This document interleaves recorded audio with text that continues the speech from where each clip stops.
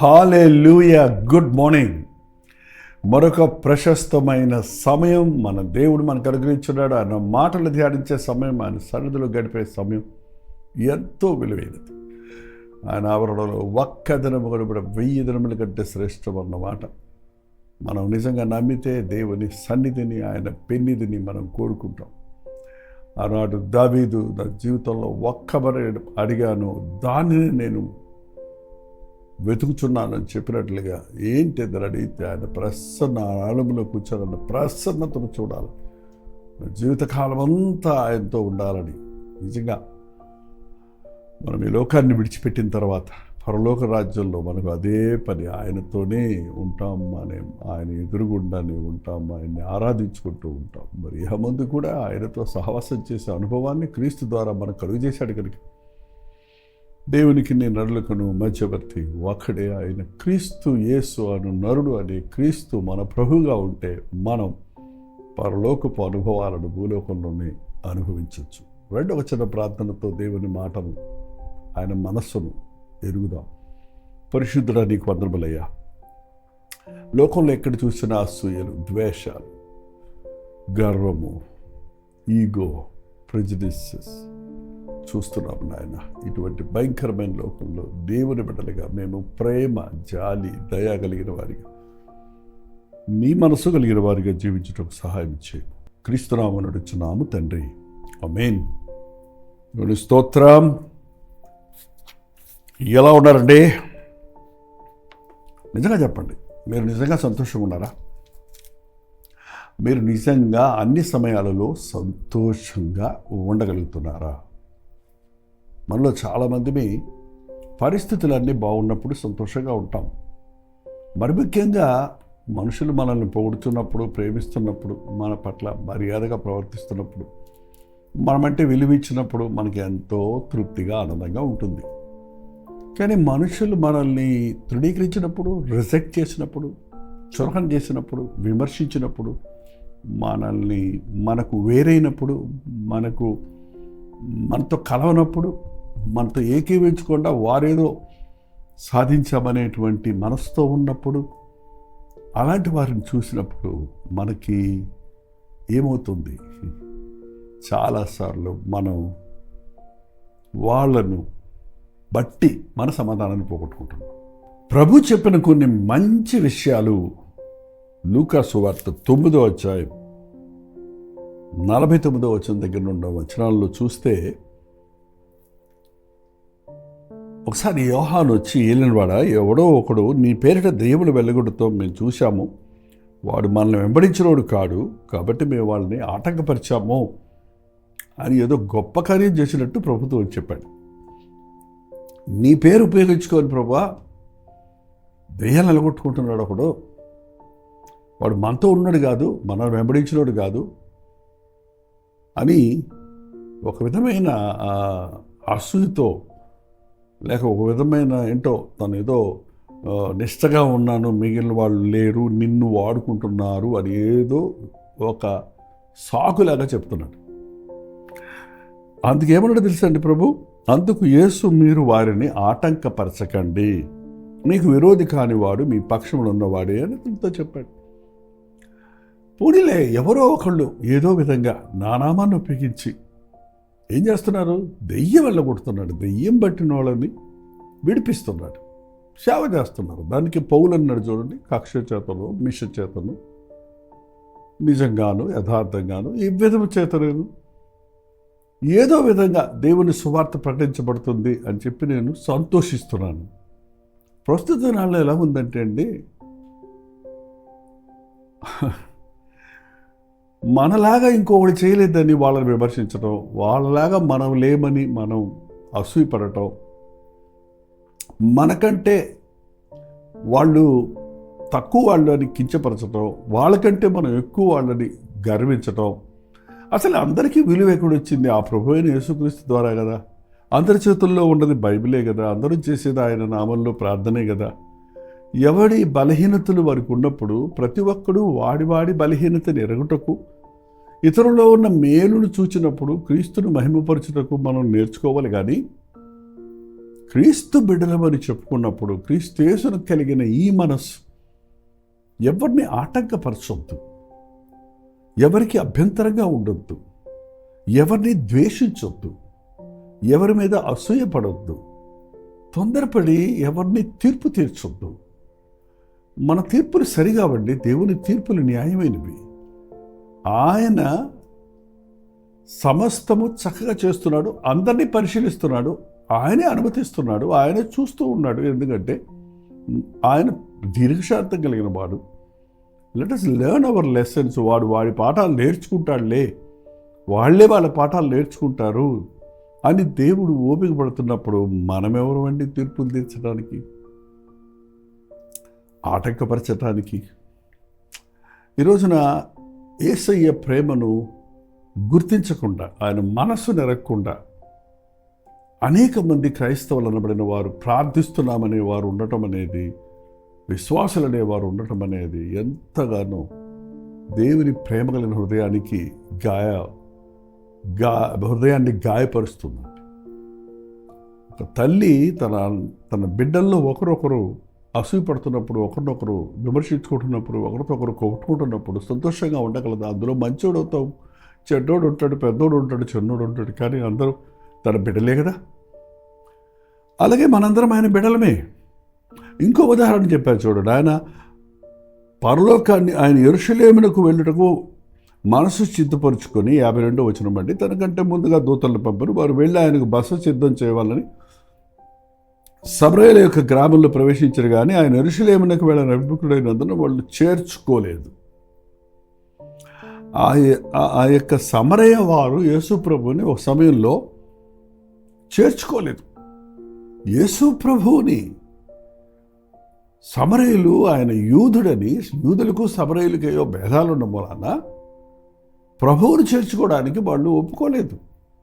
ఇవాళ చూడండి, ఈ కుల భేదాలు, ఈ డినామినేషన్ చర్చెస్ భేదాలు, ఆ చర్చి వాళ్ళు, ఈ చర్చి వాళ్ళు, ఆ కులం వారు, ఈ కులం వారు, ఆ ప్రాంతం వాళ్ళు, ఈ ప్రాంతం వాళ్ళు, ఆ దేశం వాళ్ళు, ఈ ద్వేషం వాళ్ళని విద్వేషాలు ఎక్కువైపోతున్నాయి. చూడండి, అందరూ దేవుని చేత సృష్టించబడిన వారమని, అందరం పాపులమని, అందరి ప్రభువు కనికరిస్తున్నాడని, అందరినీ సహిస్తున్నాడని, అందరినీ ప్రేమించే ప్రభు ఒకరినొకరు ప్రేమించుకోమని సెలవిచ్చున్నాడన్నది కనీసం యేసయ్య బిడ్డలమైన మనం తెలుసుకోవాలి కదా. మీ గురంలోనే కొందరు ప్రభువుని నమ్ముకొని ఉంటారు, కొందరు నమ్ముకొని ఉండరు. మీరేదో గొప్పని, వాళ్ళు కాదని మీరు అనుకున్నంత కాలం ఎప్పటికీ వారిని మీరు సంపాదించుకోలేరు. మీ ఓర్పు, సహనము, ప్రేమ ద్వారానే వారిని క్రీస్తు కొరకు సంపాదించగలుగుతాం. ఎందుకు తమ ఇంటి వారిని ప్రభు కొరకు సంపాదించుకోలేకపోతున్నారు? మీకున్న ఈగో వదిలిపెట్టకుండా, ఆ యాటిట్యూడ్ మార్చుకోకుండా, క్రీస్తు మనసును పొందకుండా నీ కుమారుడిని ప్రభు కొరకు సంపాదించలేవు, నీ తల్లిదండ్రులు సంపాదించుకోలేవు, భార్య భర్తలు ఒకరినొకరు క్రీస్తు కొరకు సంపాదించుకోలేరండి. ఇద్దరి మధ్యలో ఏకత్వం రాదు. కారణం, నేను నీవు ఒకటే అన్న మా భావం రావాలి. నువ్వు నీ భార్యను ఎంత సహించుకుంటున్నావో నీ భార్య నిన్నంత సహించుకుంటుందని తెలుసుకోవాలి. మనం అనుకుంటున్నాం అనేక సార్లు మనమే చాలా గొప్పవాళ్ళమని, కానీ అవతల వారు కూడా, వారిలో కూడా గొప్పతనం ఉందని మనం చూసినప్పుడు వాళ్ళ బలహీనతలను మనం చూడబడి, క్రీస్తు మనస్సు అది. మీ ఎదుటి వారిని మీకంటే యోగ్యులుగా ఎంచుకోండి. మీ సొంత కార్యాలే కాకుండా ఇతరుల కార్యాల గురించి ఆలోచించడం ప్రభు చెప్పాడు. ఆ సమయంలో ఆయన్ని చేర్చుకోనందుకు మళ్ళీ యోహాను, ఉరిమెడువారు అని పేరు పొందినటువంటి యోహాను, యాకోబులు సమస్త విడిచిపెట్టి ప్రభువును వెంబడించారు. కానీ వాళ్ళ యొక్క ఈగో పోలేదు. అందుకే ప్రభు వారిని 3 సంవత్సరాలు వెంట తిప్పుకొని బోధిస్తూనే ఉన్నాడు. నడుస్తున్నప్పుడు, కూర్చున్నప్పుడు, ప్రార్థిస్తున్నప్పుడు, కొండ మీదకు తీసుకెళ్ళి అక్కడ కూర్చోబెట్టి, ఇక్కడ కూర్చోబెట్టి, ఇది చూపించి, అది చూపించి వారిని మార్పు చెందడానికి, వారికి టీచింగ్, వారిని నూతనపరుస్తూ ఉన్నారు. ఈ రోజున అది చాలా ప్రాముఖ్యమైందండి. చాలామంది క్రిస్టియన్స్ అంటే పచ్చి మాంసం ఉంటుంది చూడండి, అది మాంసమే, కానీ పచ్చి పచ్చిగా ఉండదు, కచకచా ఉంటుంది చూడసారా, అది శుభ్రం చేయబడాలి, అది వండి ఉడకబడాలి, సరిగ్గా చక్క రుచి వాసన వచ్చినట్లుగా దాన్ని సిద్ధపరచాలి. అలాగే ఒక విశ్వాసి వైరాగ్యం ఎక్కువ ఉంటుంది రక్షించబడ్డ కొత్తలో, కానీ ఆ యొక్క ఉకృషం, ఆ యొక్క వైరాగ్యం, ఆ యొక్క యాటిట్యూడ్, ఆ గర్వం, నేను నిక్కచేయను, నేను ఒక్కడిని సరిగొనాలని అన్నాడు ఏలియా. లేదు నీలాంటి వాళ్ళు చాలామంది ఉన్నారని ప్రభు జ్ఞాపకం చేయాల్సి వచ్చింది. కాబట్టి ఇక్కడ యోహాను యాకోబులు తాము ఏదో గొప్ప కార్యం చేశారని యెరూషలేము సమరయ స్త్రీలు, సమరయ జనులు ఆయన్ను చేర్చుకోలేదని ఏమన్నాడు చూడండి. మళ్ళీ యోహాను వచ్చి శిష్యులైన యాకోబును యోహాను అది చూచి, ప్రభువా, ఆకాశం నుండి అగ్ని దిగి వీరిని నాశనం చేయుటకు మేము ఆజ్ఞాపించడం నీకు ఇష్టమా అని అడుగగా, ఏలియా ఆకాశం నుంచి అగ్ని దింపి ఎగతాళి చేసిన వాళ్ళని దహించుతడు చేసిన సంభవాన్ని జ్ఞాపకం చేస్తూ, నిన్ను చేర్చుకోనంటారా, నువ్వు ఎంత గొప్ప దేవుడవు, ప్రభువువి, నువ్వు రక్షకుడివి, విమోచకుడివి, ఎన్ని అద్భుత ఆశ్చర్యకార్యాలు చేసేవాడివి, నిన్ను అడ్డగిస్తారా వీళ్ళని నేను ఆకాశం మీద నుంచి అగ్ని దింపి నాశనం చేసేయమంటావా? మనమే తిరగబడే వారు నాశనమైపోవాలని ఆశించకూడదండి. మనల్ని చేర్చుకొని వారిని మనం నాశనం చేయకూడదు, శపించకూడదు, కనీసం శపించకూడదండి. మనం తృణీకరించారని వాళ్ళని మనం వేరు చేయకూడదు, వారిని బాధ పెట్టకూడదు. అది యేసయ్య చెప్పింది. ఇవాళ అందుకనేనండి రక్షించబడ్డామన్న మనలో ఆ క్రీస్తు ప్రేమ లేని మూలన మనం ఇతరులను, మన ఇంటి వారిని, మన సొంత వారిని, మనల్ని వ్యతిరేకించే వారిని ప్రభు కొరకు మనం సంపాదించుకోలేకపోతున్నాం. ప్రభు ఏం చెప్పాడో తెలుసండి, వారిని గద్దించని ఉంది. అక్కడ 4 వేసి కింద రాశారు చూడండి ఫుట్నోట్లో, మీరు ఎట్టి ఆత్మ గలవారై ఉన్నారో మీరు ఎరుగరు, మనుష్య కుమారుడు మనుష్యుల ఆత్మను రక్షించుటకే కానీ నశింపజేయుటకు రాలేదని చెప్పాను. ఏంటి ఏ ఆత్మతో ఉంటారు? ఆ కోపం ఏంటి? ఆ రోషమే, ఆ ఉకృషం ఏంటి? ఆ మనుష్య కుమారుడు యేసు ప్రభు నశింపచేయటానికి రాలేదు, ఆత్మల్ని రక్షించడానికి వచ్చాడు. నాశనం చేయమంటావా అంటావేంటి? నశింపజేయటానికి కాదు, రక్షించడం కోసమే నేను వచ్చాను. నన్ను కొట్టినా, తిట్టినా, ఎగతాళి చేసినా, నన్ను సిలువేసినా, నన్ను నా ముఖం మీద ఉమ్మి వేసిన, నా నెత్తి మీద పిడిగుద్దులు గుద్దిన, నన్ను అనరాని మాటలతో అవమానపరిచిన, నన్ను ఎన్ని రీతిలుగా తృణీకరించినా నేను ఇంకా వారిని ప్రేమిస్తున్నాను. రేవి చేయుచున్నారో మీరు ఎరుగని కనుక మీరు క్షమించమని నేను చెప్పడానికి సిద్ధం అన్నది ఆనాడు ప్రభు ముందుగానే చూపించాడు సిలువలో. అది అక్షరాల ఆయన్ని హింసించిన వారిని, దూషించిన వారిని, అన్యాయముగా బాధ పెట్టిన వారిని, ఆయన 30 వెండి నాణాలకు అమ్మివేసిన యూదా ఇస్కరియోతు, దాన్ని ఎరగనని బొంకిన పేతురుని, అందరినీ కూడా ఆయన క్షమించాడు. ఈరోజు నేను కూడా క్షమించబడుతున్నామంటే ఆయన మన పాపాలకు తగిన పరిహారం ఇస్తే ఎప్పుడో చచ్చుందో, ఎప్పుడో ఈ లోకం మట్టికి మట్టి ఉండేది, మెసైపోయి ఉండేది. ఒక్కడు నశించటం ఇష్టం లేదని అందరూ అంతటా రక్షించబడాలని ప్రేమ కలిగిన ప్రభువు తాను చేయవలసిందంతా చేశాడు. ఈ సత్య సువార్తను చెప్పమని అనుదినము దేవుడు తన వాక్యంలో తన ప్రేమను వెల్లడి చేస్తూ, ఎట్టి పాపినైనను, ఎట్టి ఘోర వ్యక్తినైనా, ఎట్టి దురహంకారినైనా, ఎట్టి హింసకుడు హానికరుడైనప్పుడు దూషకుడైన సౌలును పోలిగా మార్చిన దేవుడు ఈ రోజున ప్రపంచమంతటా ఆయన్ని బాధపడుతున్న వారిని, ఆయన్ని దుఃఖపరుస్తున్న వారిని, ఇప్పటికే ఆయన నామాన్ని అవమానపరుస్తున్న వారిని, సువార్త మీద తిరగబడుతున్న వారిని, ఆయన గ్రంథాలను కాలుస్తున్న వారిని, ఆయన బిడ్డలను హింసిస్తున్న వారిని, సౌలాని వేలడను హింసిస్తున్నామన్న ప్రభు ఈరోజు కూడా పాస్టర్లు, సేవకులు, విశ్వాసులు అనేకులు క్రీస్తు నామము నిమిత్తం హింసలు పాలవుతున్నారు. అయినప్పటికీ అట్టివారిని, హింసించేవారిని మనం ద్వేషిస్తున్నామేమో, మనం కేసులు పెడదాం అనుకుంటున్నామేమో, కానీ మన ప్రభు వారిని క్షమిస్తున్నాడు. వారు కూడా ప్రభువుని ఎరగాలని మనం ప్రార్థించబద్ధులమై ఉన్నాం. మిమ్మల్ని వ్యతిరేకించేవారిని, మిమ్మల్ని విమర్శించేవారిని మీరు ప్రేమించండి, వారి కొరకు ప్రార్థించండి. మిమ్మల్ని హింసించే వారి కొరకు ప్రార్థించండి. శత్రువులను ప్రేమించండి అని ప్రభు చెప్పిన మాటను మనం అనుసరిద్దాం. ఆత్మలను ప్రభు కొరకు సంపాదిద్దాం. ప్రార్థన. పరిశుద్ధుడ, ప్రేమగల తండ్రి, ఎవరెవరు ఎక్కడెక్కడి నుంచి మాటలు వింటున్నారో,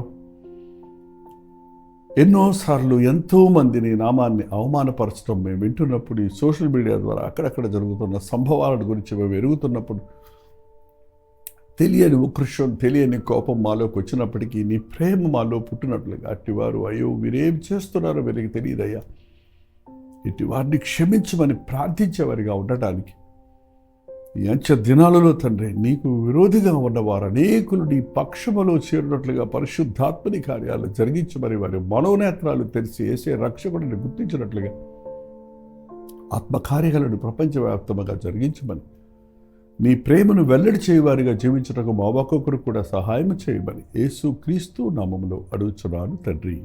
ఆమేన్. మన తండ్రి అయిన దేవుని యొక్క ప్రేమయు, కుమారుడైన క్రీస్తు యొక్క కృపయు, ఆదరణకర్త అయిన పరిశుద్ధాత్మ యొక్క సహవాసమును కుడి వచ్చిన మనందరికీ ఇప్పుడు సదాకాలం తోడయుండును గాక. ఆమేన్. దేవుని స్తోత్రం. మీ ప్రార్థన అవసరతలు, మీ ప్రైజ్ రిపోర్ట్స్ ఎప్పటికప్పుడు 9540 నెంబర్కి, మీరు ఇతర దేశాల్లో ఉంటే 9100 నెంబర్కి టెక్స్ట్ లేక వాయిస్ మెసేజ్ ద్వారా వాట్సాప్ పెట్టండి. నేను చెప్తూనే ఉన్నాను, మీరు పెడుతూనే ఉన్నారు, మేము ప్రార్థిస్తున్నాం, మీరు కూడా ప్రార్థించండి. ఇంతవరకు మీరు doctor Jaipal YouTube channel subscribe చేసుకోకపోతే ఈ రోజైనా సబ్స్క్రైబ్ చేసుకోవద్దు. లైక్ చేయటం, షేర్ చేయడం మర్చిపోకండి. ప్రభుత్వం మధ్య మధ్యాహ్నం 3 గంటలకు హెచ్చరిక, అలాగే రాత్రి 9 గంటలకి ఇవాళ ఉపవాస ప్రార్థన కల్వరి చర్చిలో నుంచి మీకు లైవ్ ఇస్తున్నాం. మాతో పాటు ఉపవాస ప్రార్థనలో మీరు కూడా లైవ్లో జూమ్లో జాయిన్ అవ్వచ్చు. అంతవరకు దేవుని మహాకృప మీకు తోడైంది గాక.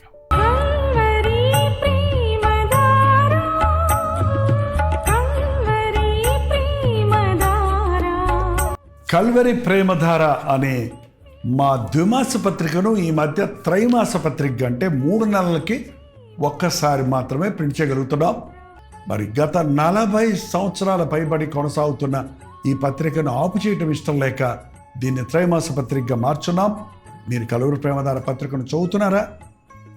ఒక ఉచిత పత్రిక కావాలంటే ఇవ్వాలే మీ పేరు, చిరునామా, అడ్రస్తో పాటు ఇంటి నెంబర్తో పాటు క్లియర్గా పంపించండి. తప్పకుండా ఒక ఉచిత పత్రికను మీకు పంపిస్తాం.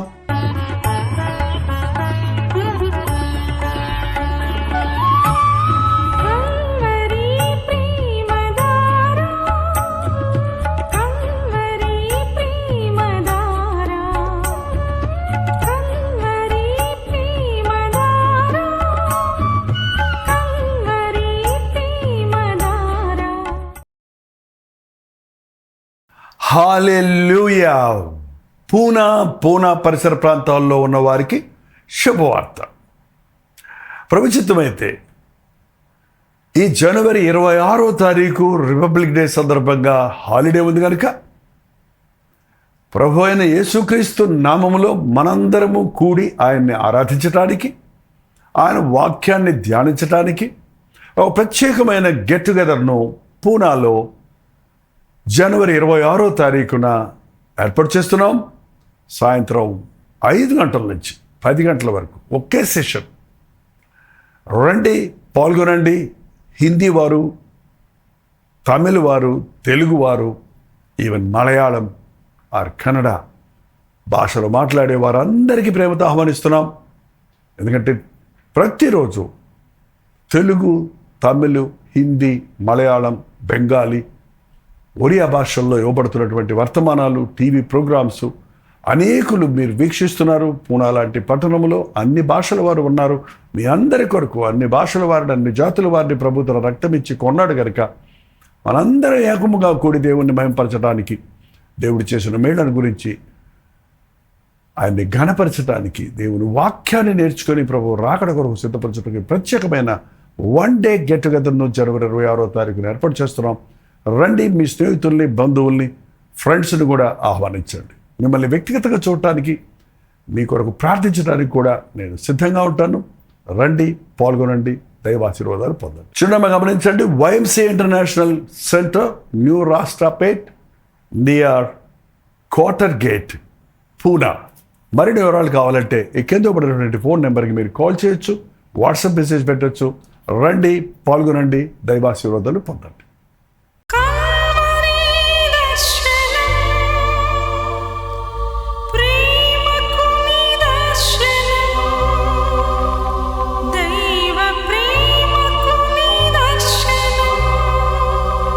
తెలుగు, తమిళ, హిందీ, మలయాళం, బెంగాలీ, ఒరియా అనే 6 భాషల్లో టెలివిజన్ ప్రోగ్రామ్స్ కొనసాగుతూనే ఉన్నాయి. భారభరితమైన పరిచయంలో మీరు సహకరించాలని ఆశిస్తే, ప్రభు మిమ్మల్ని ప్రేరేపిస్తే మీ విరాళాలు, కానుకలు మనకి మీరు పంపించవచ్చు. అవి నేరుగా టీవీ ఛానల్స్కి వెళ్తాయి. అందులో ఏది మేము మా సొంత ఖర్చుల కొరకు ముట్టుకోవటం లేదు, వేరే పరిచయ కొరకు కూడా ముట్టుకోవటం లేదు. టెలివిజన్ పరిచయలో ఇంకా సువార్త వినని వారికి అది అందించాలని ఆశతో ఒక 20 సంవత్సరాలుగా కొనసాగుతున్న పరిచయం కొరకు ప్రార్థించండి, మీ సహకారాన్ని అందించండి. ఈ విషయం మీకు ఇంకా వివరాలు కావాలంటే 89393939 అనే నెంబర్కి మార్నింగ్ 10 నుంచి ఈవినింగ్ 10 లోపల మీరు ఫోన్ చేయండి, వివరాలు మీకు తెలియజేస్తాం.